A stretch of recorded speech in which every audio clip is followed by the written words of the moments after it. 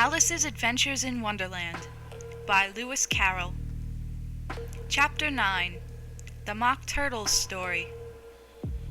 "You can't think how glad I am to see you again, you dear old thing," said the Duchess, as she tucked her arm affectionately into Alice's, and they walked off together. Alice was very glad to find her in such a pleasant temper, and thought to herself that perhaps it was only the pepper that had made her so savage when they met in the kitchen. "When I'm a duchess," she said to herself, not in a very hopeful tone, though, "I won't have any pepper in my kitchen at all. Soup does very well without. Maybe it's always pepper that makes people hot-tempered," she went on, very much pleased at having found out a new kind of rule. "And vinegar that makes them sour, and chamomile that makes them bitter, and barley sugar and such things that make children sweet-tempered. I only wish people knew that. Then they wouldn't be so stingy about it, you know." She had quite forgotten the Duchess by this time, and was a little startled when she heard her voice close to her ear.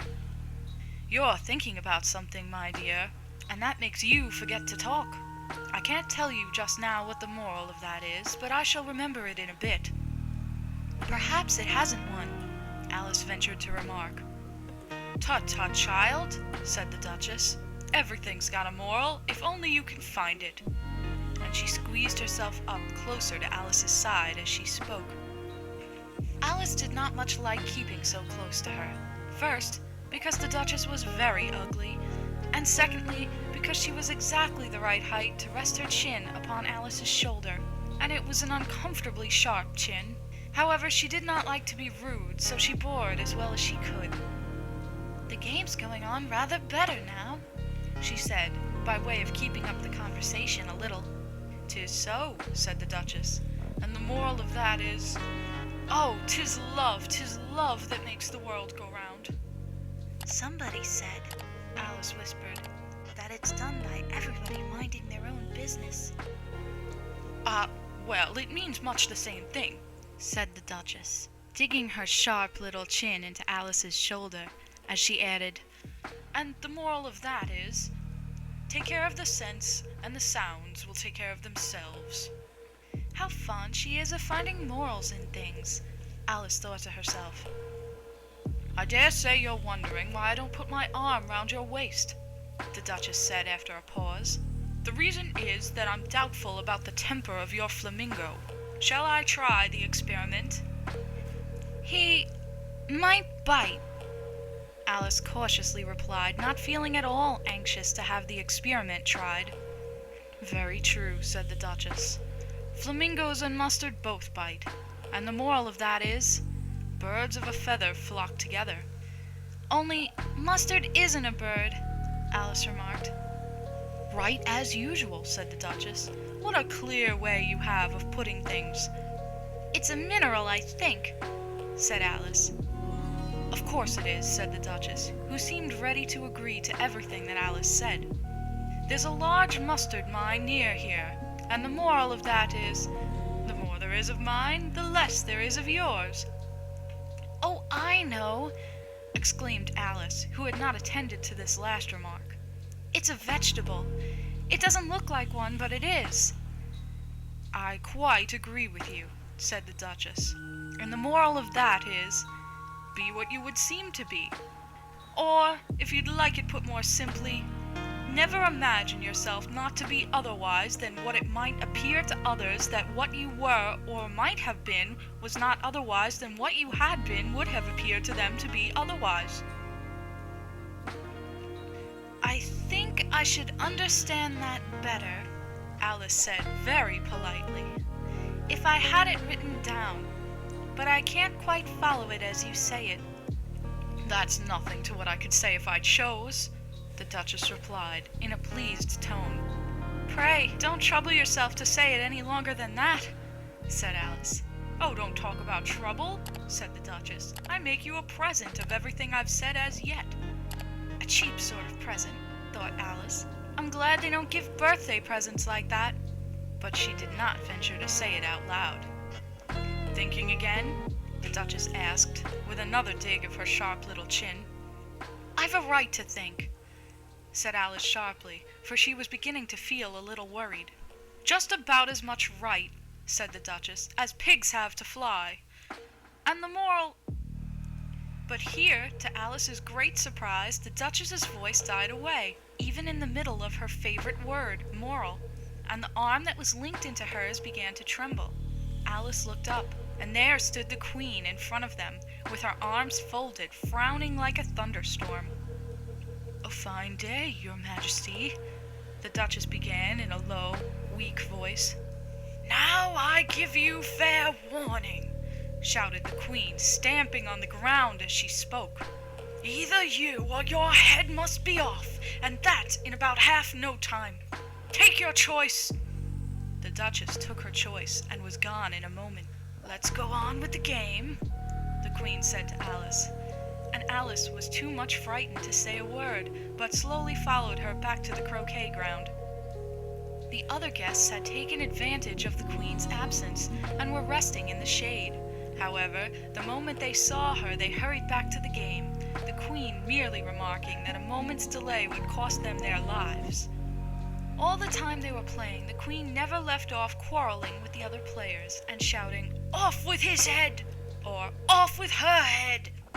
Those whom she sentenced were taken into custody by the soldiers, who, of course, had to leave off being archers to do this, so that by the end of half an hour or so there were no archers left, and all the players except the King, the Queen, and Alice were in custody and under sentence of execution. Then the Queen left off, quite out of breath, and said to Alice, "Have you seen the mock turtle yet?" "No," said Alice. "I don't even know what a mock turtle is." "It's the thing mock turtle soup is made from," said the Queen. "I never saw one or heard of one," said Alice. "Come on, then," said the Queen, "and he shall tell you his history." As they walked off together, Alice heard the King say in a low voice to the company generally, "You are all pardoned." "Come, that's a good thing," she said to herself, for she had felt quite unhappy at the number of executions the Queen had ordered. They very soon came upon a griffin, lying fast asleep in the sun. If you don't know what a griffin is, look at the picture. "Up, lazy thing," said the Queen, "and take this young lady to see the mock turtle, and to hear his history. I must go back and see after some executions I have ordered." And she walked off, leaving Alice alone with the griffin. Alice did not quite like the look of the creature, but on the whole she thought it would be quite as safe to stay with it as to go after that savage Queen. So she waited. The griffin sat up and rubbed its eyes. Then it watched the Queen till she was out of sight. Then it chuckled. "What fun," said the griffin, half to itself, half to Alice. "What is the fun?" said Alice. "Why, she," said the griffin. "It's all her fancy, that. They never executes nobody, you know. Come on." "Everybody says come on here," thought Alice, as she went slowly after it. "I never was so ordered about in all my life, never." They had not gone far before they saw the mock turtle in the distance, sitting sad and lonely on a little ledge of rock. And as they came nearer, Alice could hear him sighing as if his heart would break. She pitied him deeply. "What is his sorrow?" she asked the griffin, and the griffin answered, very nearly in the same words as before. "It's all his fancy, that. He hasn't got no sorrow, you know. Come on." So they went up to the mock turtle, who looked at them with large eyes full of tears, but said nothing. "This here young lady," said the griffin, "she wants for to know your history, she do." "I'll tell it her," said the mock turtle in a deep, hollow tone. "Sit down, both of you, and don't speak a word till I've finished." So they sat down, and nobody spoke for some minutes. Alice thought to herself, "I don't see how he can even finish if he doesn't begin." But she waited patiently. "Once," said the mock turtle at last, with a deep sigh, "I was a real turtle." These words were followed by a very long silence, broken only by an occasional exclamation of from the griffin, and the constant heavy sobbing of the mock turtle. Alice was very nearly getting up and saying, "Thank you, sir, for your interesting story." But she could not help thinking there must be more to come, so she sat still and said nothing. When we were little, the Mock Turtle went on at last, more calmly, though still sobbing a little now and then. We went to school in the sea. The master was an old turtle. We used to call him Tortoise. Why did you call him Tortoise if he wasn't one? Alice asked. We called him Tortoise because he taught us, said the Mock Turtle angrily. Really, you are very dull. You ought to be ashamed of yourself for asking such a simple question, added the Gryphon. And then they both sat silent and looked at poor Alice, who felt ready to sink into the earth. At last the Gryphon said to the Mock Turtle, Drive on, old fellow, don't be all day about it. And he went on in these words. Yes, we went to school in the sea, though you mayn't believe it. I never said I didn't, interrupted Alice. You did, said the Mock Turtle. Hold your tongue, added the Gryphon, before Alice could speak again. The Mock Turtle went on. We had the best of educations. In fact, we went to school every day. I've been to a day school too, said Alice. You needn't be so proud as all that. With extras? Asked the Mock Turtle a little anxiously. Yes, said Alice. We learned French and music. And washing? Said the Mock Turtle. Certainly not, said Alice indignantly. Ah, then yours wasn't a really good school, said the Mock Turtle in a tone of great relief. Now at ours, they had at the end of the bill French, music, and washing. Extra. You couldn't have wanted it much, said Alice, living at the bottom of the sea. I couldn't afford to learn it, said the Mock Turtle with a sigh. I only took the regular course. What was that? Inquired Alice. Reeling and writhing, of course, to begin with, the Mock Turtle replied. And then the different branches of arithmetic. Ambition, distraction, uglification, and derision. I never heard of uglification, Alice ventured to say. What is it? The Gryphon lifted up both its paws in surprise. What? Never heard of uglifying? It exclaimed. You know what to beautify is, I suppose. Yes, said Alice doubtfully. It means to make anything prettier. Well then, the Gryphon went on, if you don't know what to uglify is, you are a simpleton. Alice did not feel encouraged to ask any more questions about it, so she turned to the Mock Turtle and said, What else had you to learn? Well, there was mystery, the Mock Turtle replied, counting off the subjects on his flappers. Mystery, ancient and modern, with seaography. Then drawling. The drawling master was an old conger eel that used to come once a week.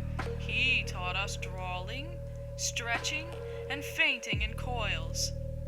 What was that like? Said Alice. Well, I can't show it you myself, the Mock Turtle said. I'm too stiff, and the Gryphon never learnt it. Hadn't time, said the Gryphon. I went to the classics master, though. He was an old crab, he was. I never went to him, the Mock Turtle said with a sigh. He taught laughing and grief, they used to say. So he did, said the Gryphon, sighing in his turn, and both creatures hid their faces in their paws.